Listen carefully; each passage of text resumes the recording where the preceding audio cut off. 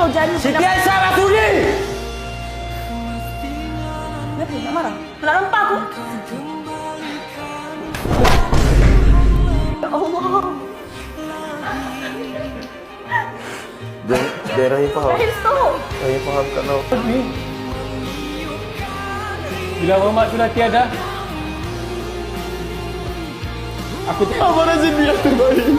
Abang, ibu ayah pun dah tinggal adik. Apa tinggal adik? Apa janji macam mana? Raya adik.